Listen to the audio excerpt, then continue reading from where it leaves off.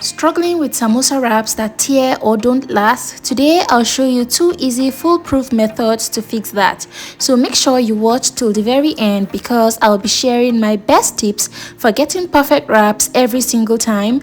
Plus I'll show you which method is great for immediate use and which one you can store for weeks and still have it fresh. Let's get started. For the first method, you're going to add 2 cups of well-sifted flour to a bowl, 1 tablespoon of corn flour or cornstarch, and half teaspoon of salt, and mix properly. I'm going to leave the measurement of everything in the description box, so please do check it out. So I went ahead and added some water. You're going to add your water little by little to prevent lumps. Don't add your water all at once. So I used a total of 1 1/3 cup of water for the process.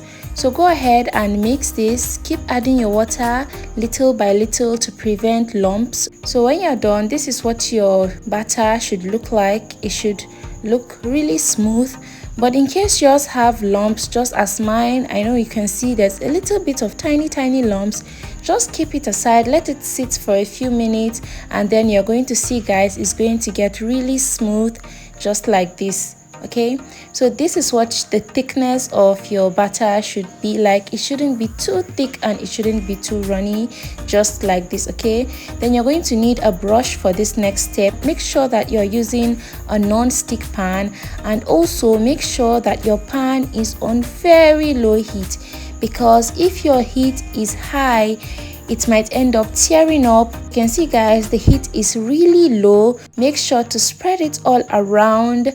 Make sure that there is no holes in between, because if there are holes, your wrap will come out with holes, and when you're using the wraps, it's going to keep tearing up. Okay, after you're done spreading the paste in, just increase the heat and let it do its thing. So this is what our wraps look like.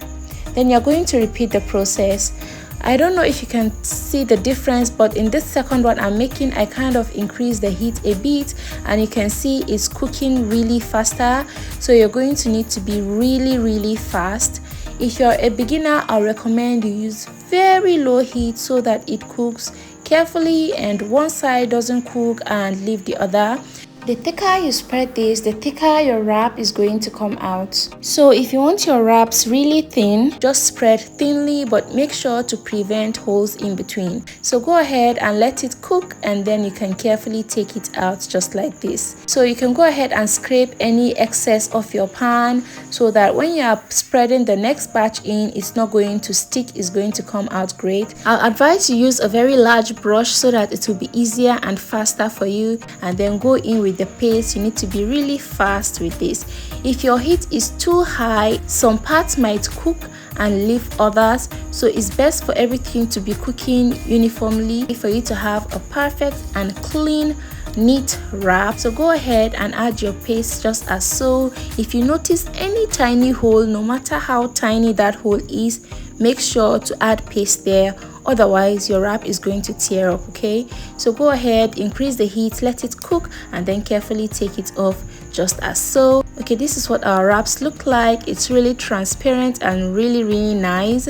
So for 2 cups of flour, we got about 10, you can get about 10 to 11 pieces of these sheets. Okay, so make sure that it cools down a bit before placing them on each other, otherwise it might stick together and it's going to be difficult for you to tear them apart. So after you're done with your wraps, as you're taking your wraps out, make sure to cover with a clean towel to retain moisture, otherwise it's going to dry up. We don't want our wraps to be dry, so I advise you to cover with a clean towel to retain moisture. So you can go ahead and trim off the edges, trim off the sides for a cleaner and neater look.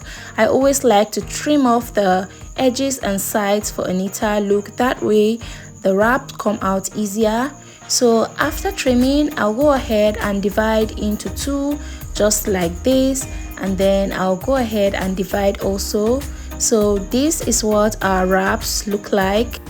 And then I'm going to show you another way of cutting the wraps. Okay, you can use this for your samosas. Can you see? I squeezed it and then can get it back to its normal shape as if it wasn't even squeezed at all. So I'm going to show you another way of cutting the wraps. I'm just going to trim off the edges this way, and then I'm going to divide this into 3.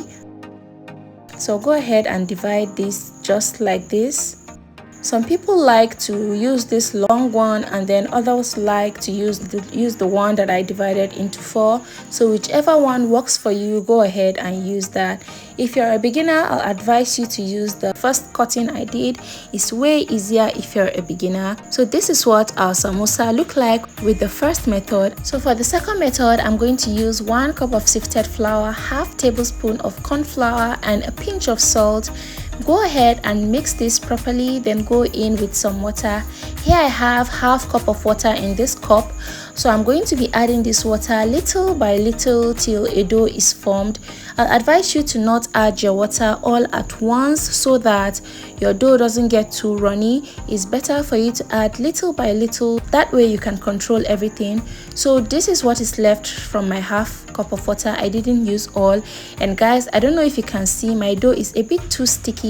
I just floured my hand with some flour and then went ahead and kneaded this. So this is what your dough should look like. It shouldn't be too sticky, it shouldn't even stick, it should be soft but not sticky. So cover and let it rest for 10 minutes. After 10 minutes, you're going to see, guys, it's really stretchy, which means that it has rested enough, and then you can go ahead and roll this and cut. So I'm going to go ahead and cut this into 4 pieces. If you want more larger batch, you can go ahead and double this recipe. If you're using 2 cups of flour, you're going to cut into 8 pieces, okay? So if you're just starting out on samosas, I'll advise you to start with 1 cup. Start with a small batch. So as you continue, you can increase the quantity you make. Make sure you cut them as equal as possible. So go ahead and take each one of them just as so, and you're going to roll them into balls just like this. So you're going to sprinkle some flour just as so, then take one of your dough, place it on just like this, okay? And then you're going to roll this. You're going to roll this flat, but not too wide and not too flat, because you are going to roll this again. We just want to flatten it up a bit.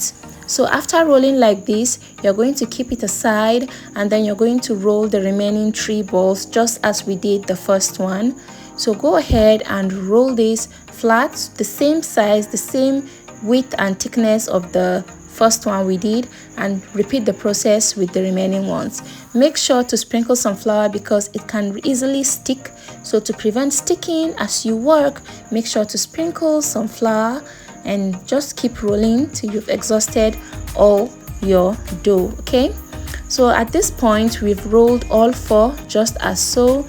This thickness is okay for me. The next step is you're going to need some oil and flour for the next step. So use your oil, please. This step is very important. Grease with your oil, be generous with the oil. You don't need to pour in too much oil, but make sure that the oil touches every side. Make sure the oil touches everywhere, okay? If the oil doesn't touch everywhere, your wraps are going to tear up. So after oiling, make sure to sprinkle some flour just as seen, and then you're going to place another one on like this. Make sure to spread it out so it's well leveled with the first one, just as I'm doing like this. Then you're going to take the oil again and repeat the process. Please be generous with this oil. The reason why your samosas tear mostly is because it's not well oiled. So go ahead and oil properly, then sprinkle some flour. You need to also be generous with the flour, and then place another one on just as so. Spread it all around so that it's of the same size with the first one, and then you're going to oil again. Be generous with this oiling. I can't overemphasize on this. So go ahead and sprinkle flour again properly, and then you're going to stack the last one just like this, okay? So at this point, we're done with the stacking, and then we're just going to get our rolling pin, and we're going to roll this wide and flat just like this. So go ahead and roll. Then you're going to flip on the other side and keep rolling till it's really wide and flat. The flatter your dough, the thinner your wraps are going to be. So if you want really thin wraps, you're going to need to roll this really thin and really flat. But I'll advise you to not roll this too thin. Otherwise, when you're frying your wraps, it might soak up a lot of oil and it's actually not nice. So after rolling like this, you're going to place in your pan just as so. You're just going to spread it out, make sure it's perfectly spread just like this, and you're going to leave this for about a minute. After a minute, just toss it like this so that all the edges, all the sides touches the pan.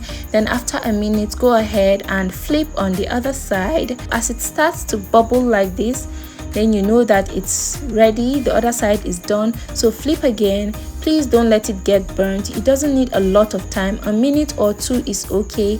So guys, as soon as it starts to come off like this, you can tell that it's ready. So gently take it off heat. This is the second way of making the wraps. Can you see how the wraps are coming off easily? It's not sticking or anything because we took our time to oil perfectly and flour perfectly, and then our wraps came out easily. If you want to get the perfect wraps, I'll advise to follow every detail of this video, and I promise you guys, you are not going to get this wrong. So you're going to go ahead and trim off the edges. It's quite optional. Go ahead and divide into 4 just as I did with the first method, and guys, you can see it's almost the same thing. After cutting, you can go ahead and use these wraps for your samosas. If you don't know how to fold samosas or you don't know how to make the filling, in my next video I'm going to make a detailed video from the samosa filling to the wraps to folding. I'm going to post that video next, so watch out for that video. So one good thing about this second method is that it can keep way longer than the first method. So if you are not going to use these wraps immediately, you can do this thing days too. Freeze it, and when you're ready to use it, just bring it out and it will still be as good as new. Also, you can make the samosas just as so and place them also in the Ziploc bags and freeze them, and when you need them, fry them, and it's going to be good as new. So which method did you prefer, guys? Let me know in the comments. Bye.